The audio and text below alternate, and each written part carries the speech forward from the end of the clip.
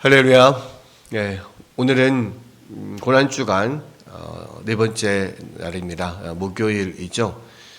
사실은 이제 고난주간에서 목요일은 예수님께서 저녁에 제자들과 함께 최후의 만찬을 하시고 또 성찬을 제정하시고 또 겟세마네 동산으로 기도하러 가셨다가 거기서 이 대제사장들이 보낸 종들에 의해서 잡혀서 또 대제사장의 법정에 또 빌라도의 법정에 이렇게 차례차례 서는 이런 일들이 이 목요일 저녁부터 이 금요일 새벽까지 쭉 이어지는 것을 사실은 이제 볼 수가 있는데요.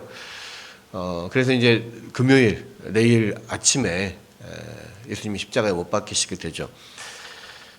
그런데 오늘 이제 읽은 본문은 바로 예수님께서 이제 십자가에 못 박히시는 그 장면이 기록이 되어 있습니다.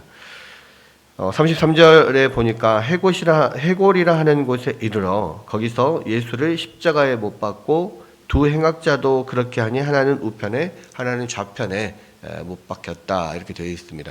이 해골이라고 하는 곳 이름이 뜻이 해골이라고 하는 건데요. 우리가 잘 아는 골고다 언덕 또는 갈보리 뭐 이렇게 이야기를 하죠. 이곳은 계속해서 십자가 처형이 이루어지는 곳으로 거기에는 이제 버려진 여러 시체들이 썩고 그래서 거기에 여러 해골들 유골들이 남아 있고 이런 곳입니다.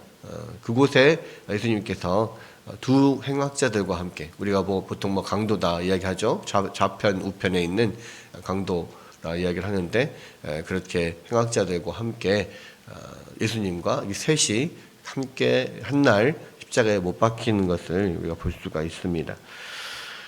그런데 예수님께서는 그렇게 십자가에 못 박히는 가운데서도 34절에 보면 아버지 저들을 사하여 주옵소서 자기들이 하는 것을 알지 못함이니이다 이렇게 기도하시는 것을 볼 수 있습니다.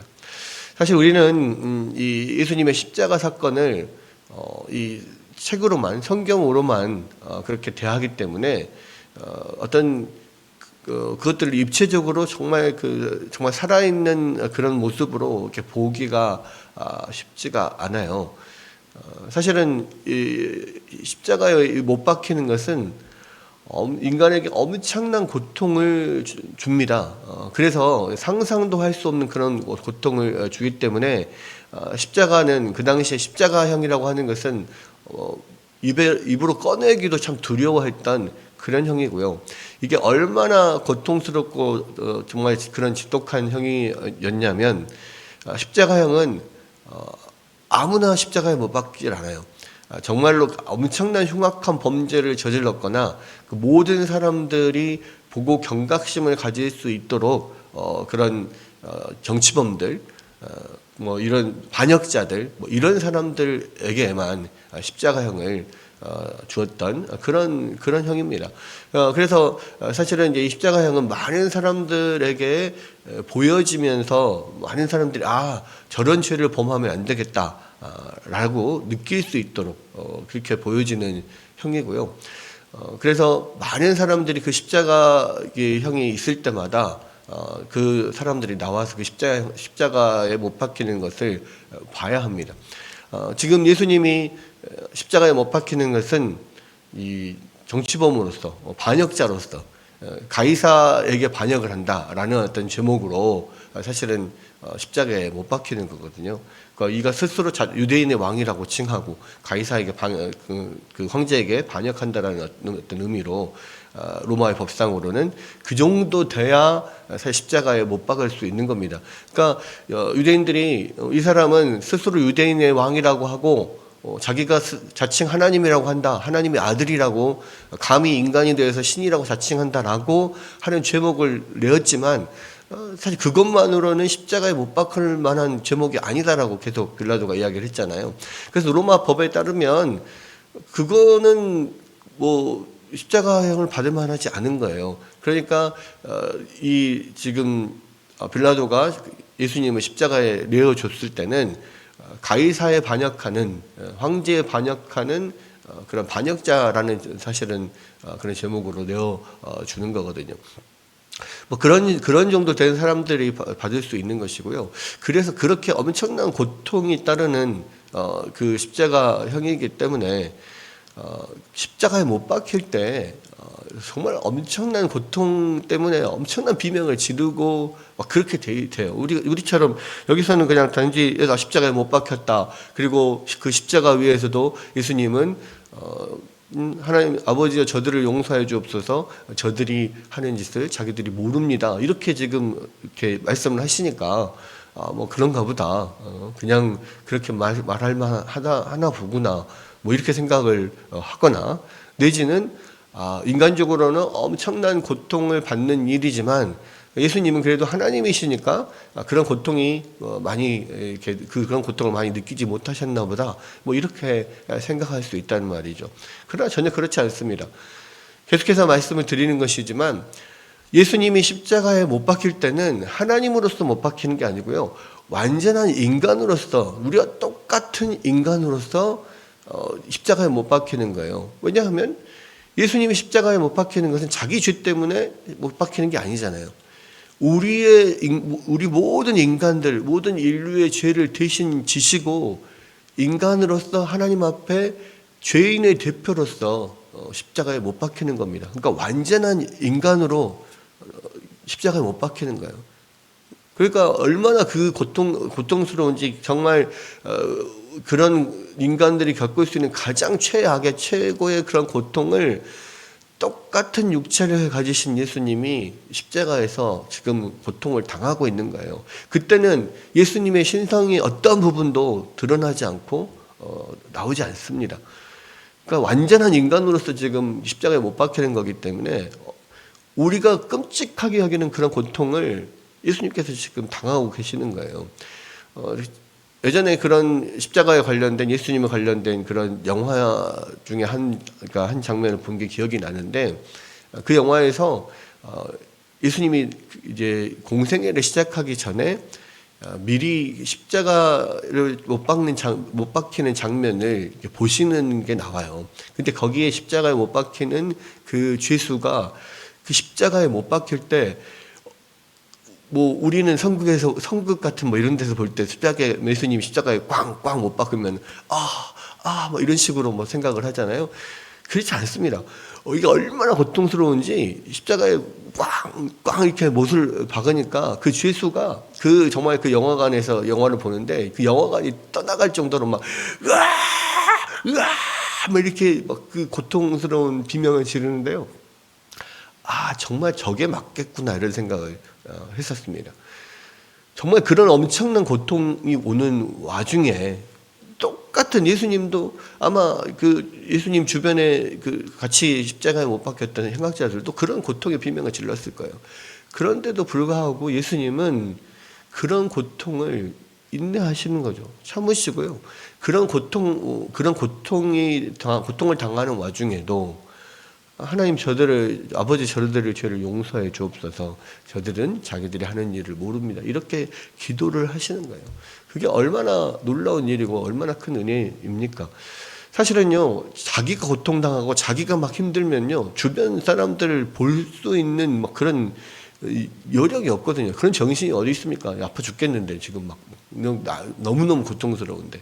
그럼에도 불구하고 예수님은 똑같은 우리의 인성을 가지고 똑같은 육체를 가지고 엄청난 고통을 당하는 상황 가운데서도, 그리고 모든 다른 자기의 죄 때문이 아니라 다른 모든 인류의 죄악을 지고 대신 지고 십자가에 못 박히는 그런 상황에서도 자기를 조롱하고 자기를 십자가에 못 박고 끝까지 악랄하게 구는 그 사람들을 보면서 아버지 저들의 죄를 용서해 주옵소서, 저들은 자기들이 하는 일이 지금 뭔지를 알지 못합니다, 이렇게 기도를 하시는 거예요. 그게 얼마나 정말 큰 은혜이고 사랑입니까? 그리고 좀 여기에는 이 십자가에 못 박는 로마 병정들, 로마 군인들도 예수님을 비웃고 조롱하고, 또 관리들도 비웃어 이르되 저가 남을 구원하였으니 만일 하나님의 택하신 자 그리스도이면 자신도 구원할지어다, 이렇게 막 조롱했죠.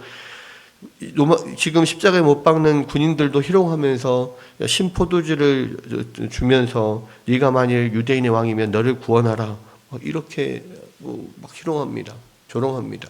또 심지어는 같이 십자가에 지금 못 박혀 있는 그런 행악자들도 예수님을 향하여서 네가 그리스도가 아니냐, 너와 우리를 구원하라 이렇게 막 하고 있는 그런 상황이에요.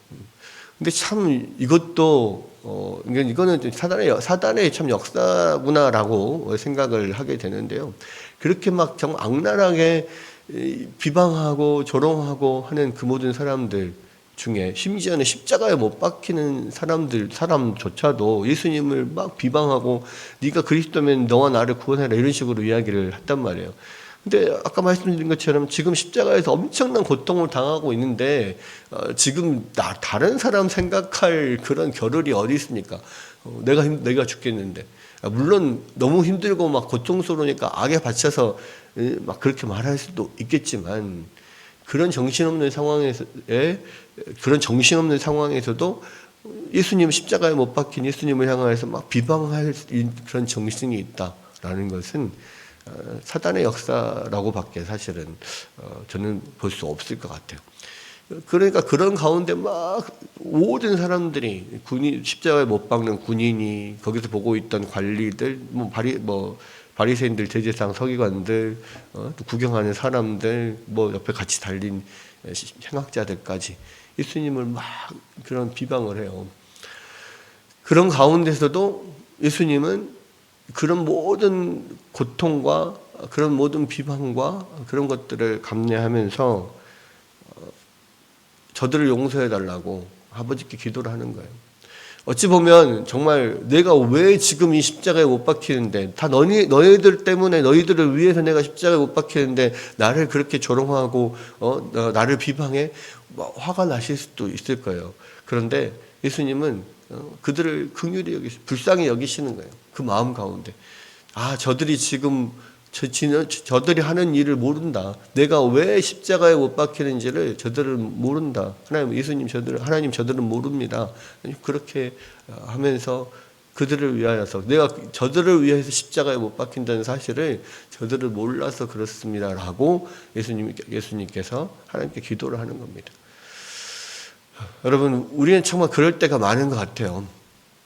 정말 하나님이 얼마나 나에게 큰 은혜를 주시는데도 그것을 알지 못하고 오히려 하나님 왜 이러십니까? 왜 나에게 이러십니까? 이렇게 하나님 앞에 드릴 때도 있고 원망할 때도 있죠. 사실은 우리는 당장 나에게 닥치는 고난, 어려움, 그런 문제들 이런 것만 생각을 합니다. 그런데요, 결국은 그것이 하나님이 나를 위해서 주시는 그런 시험이라는 것을 알지 못하고 하나님은 오히려 원망할 때가 많아요. 하나님은 사실은 우리에게 선물을 주시는 건데 우리는 그것에 대해서 막 원망하고 그럴 때가 많잖아요. 이 장면도 딱 그런 장면인 것 같습니다. 여러분, 정말 우리가 얼마나 큰 죄인인지 우리를 위해서 십자가를 지시고 우리를 위해서 그 고통을 당하시고 우리를 위해서 그 모든 순모와 수치를 감당하시는 그 예수님을 오히려 비방하는 그런 그 죄악 가운데 더 큰 죄악들을 늘 우리가 저지르고 있다는 사실을 우리는 이 장면을 통하여 다시 한번 우리 자신을 돌아봐야 합니다.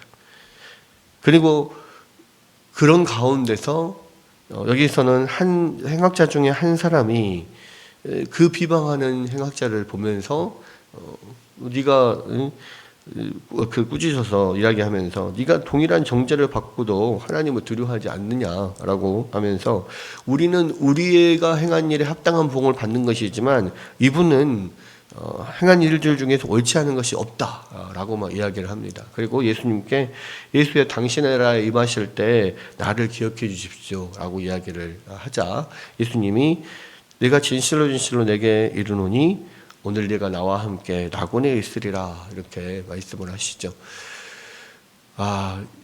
여기는 그냥 한 행악자는 예수님을 비방하고 또 다른 행악자는 예수님께 나를 기억해 주십시오 이렇게 지금 이야기하는 걸로 되어 있는데요. 다른 복음서에 보면 처음에는 두 행악자가 다 예수님을 비방하고 막 그럽니다. 그런데 나중에 한 행악자가 예수님께 회개하고 예수님께 나를 기억해달라 이렇게 이야기를 하죠. 그럴 때 예수님이 그 행악자를 용서해 주시고 네가 오늘 나와 함께 낙원에 있을 거다 이렇게 말씀하시는 것을 볼 수가 있어요. 결국 뭡니까? 이 마지막에 예수님 회개하고 예수님께 자기를 의탁한 이 행악자를 보면은요, 우리가 정말 끝까지 어떤 사람도 끝까지 포기하지 말아야겠다는 생각을 하게 되죠. 정말 우리가 어떤 사람이 정말 이 마지막 그렇게 숨을 거둘 때 그 인생의 마지막 순간에 어떻게 회개하고 돌아올지 모릅니다. 그러니까 우리는요, 한 사람도 끝까지 포기하면 안 돼요. 그것도 나 사랑하는 나의 가족이라면, 친지라면, 친구라면 더더욱 포기해서는 안 됩니다. 왜요? 마지막 그 숨을 거두는 그 순간, 그 마지막 순간까지도 예수님을 비방했던 그 행악자가 마지막 순간에 돌이켜서 예수님을 붙들고 예수님을 믿을 수가 있거든요.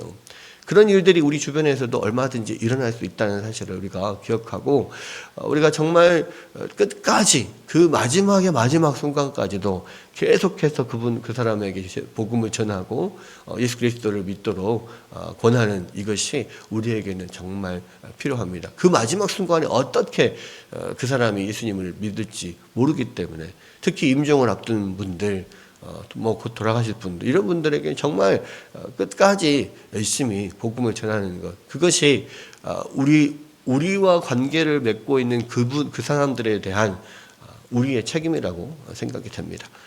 그러한 오늘도 끝까지 우리를 사랑하시고 또 예수님을 원망하고 비방하는 그 사람들을 향하여서도 하나님 앞에 용서의 어떤 기도를 올리는 그 예수님을 바라보고 끝까지 우리를 사랑하시고 포기하지 않으시는 그 주님을 바라보고 우리가 더욱 주님 앞에 또 겸손히 주님을 섬기고 또 우리에게 주신 영혼들을 위하여서 더 기도하고 전도할 수 있는 우리 모두가 될 수 있기를 주님의 이름으로 축원합니다.